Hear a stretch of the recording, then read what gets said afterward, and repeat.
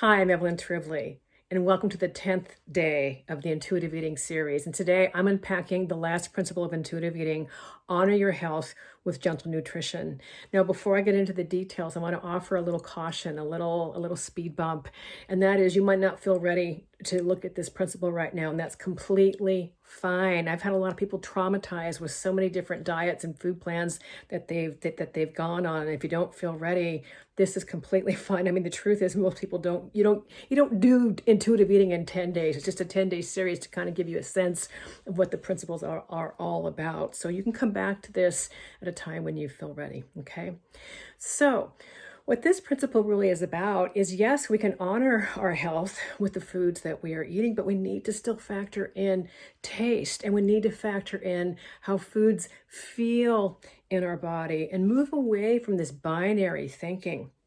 You know, eating doesn't happen in a vacuum. One day, one meal, one week is not going to throw you into a nutrient deficiency. And yet right now in our culture, food is painted as if one bite's going to kill or cure you. There is so much fear mongering going on, and it's creating so much unnecessary suffering.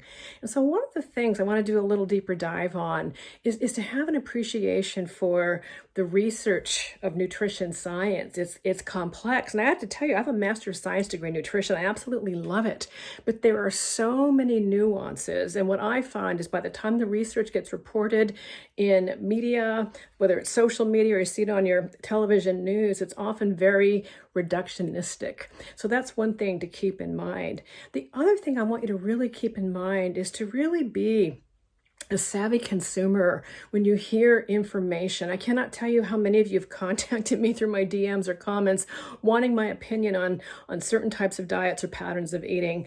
So what I would like you to do is actually go back to the originator who is ever saying to eat a particular way.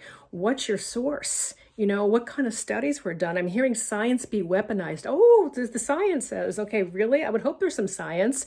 And they might say, oh, it's a good mechanism. Great. That should actually be there. But was the study done on humans? Was it done on animals? If it was done on humans, was it an intervention study? Was there a control group? Did they look for unintended consequences, and how long was it done? These are just some of the key questions to start asking. Then what gets even bigger is all the confounders that can end up impacting the results of a study. And sometimes if you don't know about this, it can easily be missed. Even if you're a scientist in another field, you might miss this when you don't know what these confounders are. So I'll give you a really good example. This came out in a paper in the Journal of the American Medical Association a couple of years ago. And this scientist was talking about how right now there are over 250,000 foods available to eat. I mean, that's just astounding when you look at that alone.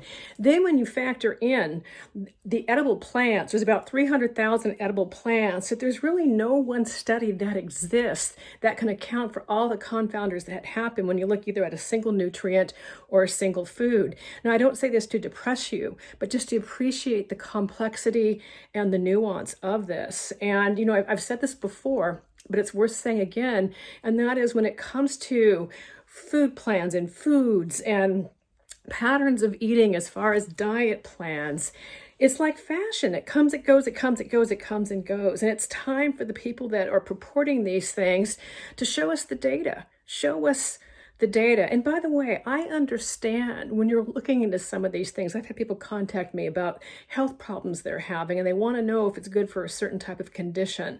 And they're not getting good answers, either for the condition that they have and so on. And you're suffering, and I get that. And I have seen this exploration of going down the rabbit hole of eliminating different types of foods in order to feel better. I completely get that. And then all of a sudden it's like, oh my gosh, what is there left to eat? And sometimes just by that process of eliminating all these foods, you end up creating gut problems. And I'm not going to go into the details of this, but it's complex. So it's important to give yourself some grace in this. You don't have to be an expert in nutrition to know all these things, but I think we need to start demanding some more information from the people that are espousing these types of products and services. So one of the things that I love to introduce with this principle is two things, actually. is one, I reintroduce making peace with food, and that is, and everyone generally has a pretty good time with that, that all foods can fit. But this also applies to, let's say you decide you want to have a salad as a meal or with your meal. You don't need to apologize or explain why you're making that food choice. So this principle applies here as well. I've had some patients describe a fear to me that if they make those kind of choices for a meal, either they're afraid that people are judging them, or they're afraid that they might be going down the rabbit hole of back into diet culture. So one of the things I like to do when we're looking at these kinds of eating decisions is this: what is the intention behind your behavior? What is the intention behind your behavior? Maybe a salad just sounds really good. It sounds really refreshing. And if that's what you're looking at, then let's go for it. And related to this is looking at enjoyable ways to eat these types of foods.